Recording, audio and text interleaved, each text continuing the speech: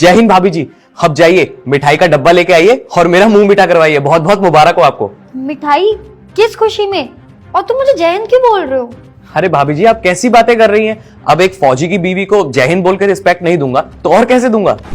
फौजी की बीवी? तुम सुबह सुबह ठेके से होके आ रहे हो क्या? मेरे पति ना प्राइवेट जॉब करते हैं, फौजी नहीं है वो।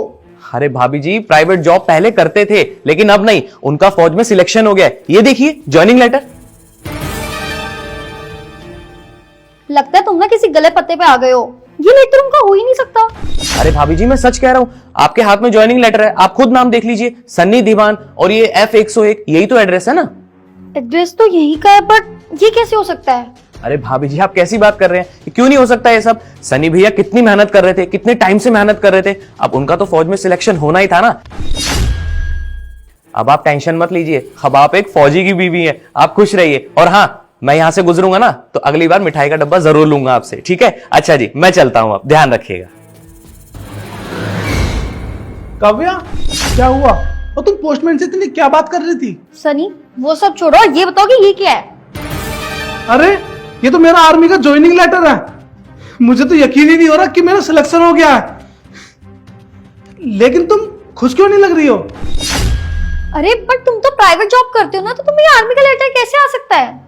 अरे तुम्हें तो पता है ना, मेरा बचपन का सपना था आर्मी ज्वाइन करने का। पर मुझे तो लगा था कि तुमने ये सब छोड़ दिया है। अरे इसीलिए तो मैं दिन रात अपनी फिटनेस पे काम करता था। और मुझे लगता था कि ये सब तुम अपनी हेल्थ के लिए करते हो। तुमने मुझे कभी बताया क्यों नहीं? काव्या, मैंने तुम्हें इसलिए नहीं बताया क्योंकि अगर मैं तुम्हें ये बात बताता तो तुम शोर मचाती, और अगर मेरा सिलेक्शन नहीं होता तो मेरी बेइज्जती हो जाती। लेकिन अब तो मेरा सिलेक्शन हो गया है, मचा देना शोर। सब देखना कितने सरप्राइज होंगे। सनी, तुम आर्मी ज्वाइन नहीं करोगे। क्या?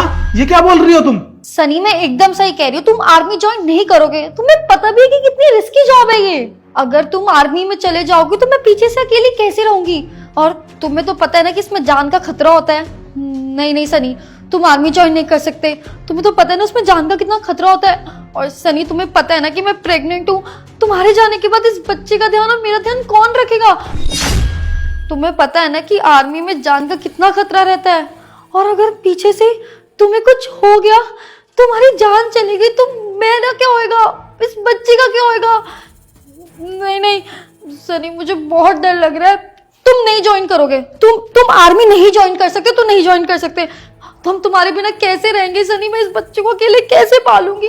तुम समझने की क्यों नहीं कोशिश कर रहे हो?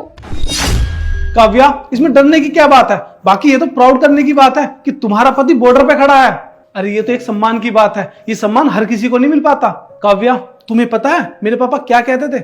मेरे पापा कहते थे कि बीवी बच्चों के लिए तो हर कोई जीता है, लेकिन जो देश के लिए जीता है उसका सम्मान सबसे ऊपर होता है।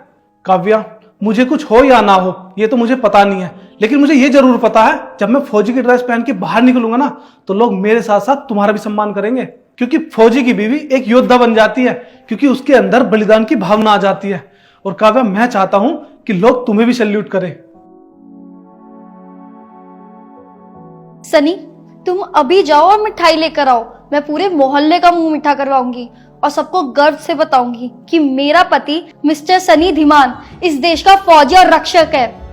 जय हिंद।